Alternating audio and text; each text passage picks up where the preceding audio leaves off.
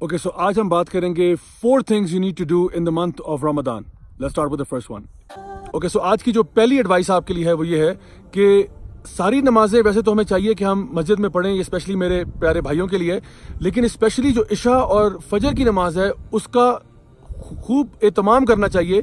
کہ وہ مسجد میں پڑھ لیں۔ اس کی وجہ یہ ہے کہ نبی کریم صلی اللہ علیہ وسلم کی حدیث ہے جہاں پہ آپ نے فرمایا کہ جو شخص بھی عشاء کی نماز جماعت کے ساتھ پڑھتا ہے اس کے لیے لکھا جاتا ہے کہ اس نے آدھی رات عبادت میں گزار دی، اور جو شخص فجر کی نماز جماعت کے ساتھ پڑھتا ہے مسجد میں پڑھتا ہے اس کے لیے لکھا جاتا ہے کہ باقی کی جو رات ہے وہ بھی اس نے عبادت میں گزار دی۔ تو صرف ایک چھوٹا سا یہ کام کرنے سے کہ اگر آپ کی عشاء اور فجر کی نماز جماعت کے ساتھ مسجد میں ہو رہی ہے تو آپ کے لیے پوری رات کا قیام لکھا جا رہا ہے اور اس کا اجر و ثواب آپ کے اکاؤنٹ میں جا رہا ہے۔ سو رمضان کے اس بابرکت مہینے میں what an amazing way to earn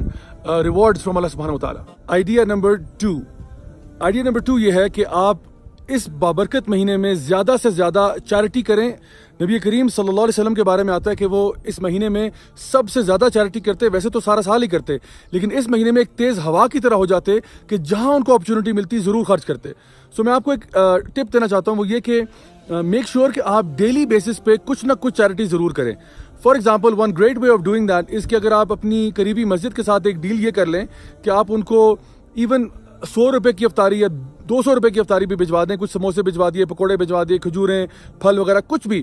daily basis پہ اگر آپ بھیجیں گے تو اس سے فائدہ یہ ہوگا کہ ایک تو اللہ تعالیٰ کو سب سے اچھے کام وہ لگتے ہیں جو بے شک چھوٹے ہوں لیکن کنسسٹنسی کے ساتھ کیے جائیں۔ دوسرا فائدہ یہ ہوگا کہ چونکہ مسجد میں بہت لوگ آئیں گے اور وہ وہاں پہ نماز بھی پڑھیں گے اور افطار بھی کریں گے، تو اگر آپ ان کا روزہ کھلوا دیتے ہو تو انشاءاللہ جتنا اجر ان کو ملے گا روزے کا اتنا ہی اجر سبحان اللہ آپ کو بھی ملے گا اور ان کے اجر میں سے کچھ مائنس نہیں ہوگا۔ سو اگر آپ کسی کے ساتھ بھی ایسی کوئی ڈیل کر سکتے ہیں کہ جہاں پہ آپ ڈیلی بیسس پہ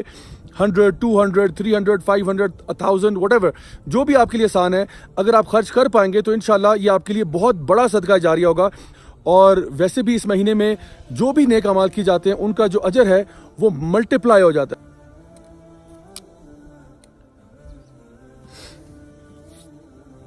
ٹپ نمبر 3 یہ ہے کہ آپ اس مہینے میں زیادہ سے زیادہ اللہ تعالیٰ سے دعا کریں۔ اللہ سبحانہ تعالیٰ قرآن مجید میں جن آیات میں سورہ البقرہ کی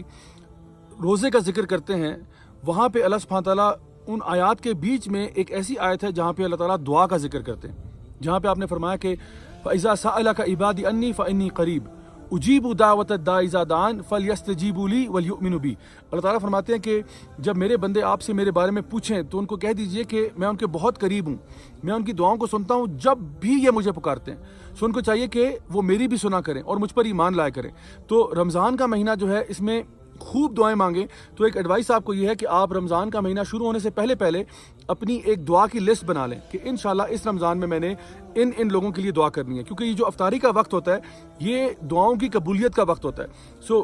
بالخصوص اس موقع سے پورا فائدہ اٹھائیں، اور ویسے بھی بڑے مسنون اوقات ہیں دعاؤں کے، مثال کے طور پہ اذان اور اقامت کے بیچ کا جو وقفہ ہوتا ہے، بارش کا وقت ہے جب ہو، انسان سفر کی حالت میں ہو، and so on and so forth. لیکن خاص طور پہ یہ جو افطار کا وقت ہے یہ بہت ہی برکت والا ٹائم ہے۔ پہلے سے لسٹ بنا لیں کہ میں نے اللہ تعالیٰ سے اس رمضان میں یہ بھی مانگنا ہے، یہ بھی مانگنا ہے، یہ بھی مانگنا ہے، ان فیملی ممبرس کے لیے، ان فرینڈس کے لیے دعا کرنی ہے۔ اور مزے کی بات یہ کہ جب بھی ہم کسی اور کے لیے دعا کرتے ہیں تو فرشتہ ہمارے لیے بھی آمین کہہ دیتا ہے۔ آج کا 4th اور فائنل پوائنٹ یہ ہے کہ یہ مہینہ قرآن کا مہینہ ہے، اور اس مہینے میں ہمیں چاہیے کہ ہم اپنا جو قرآن کے ساتھ ریلیشن شپ ہے اس کو امپروو کریں۔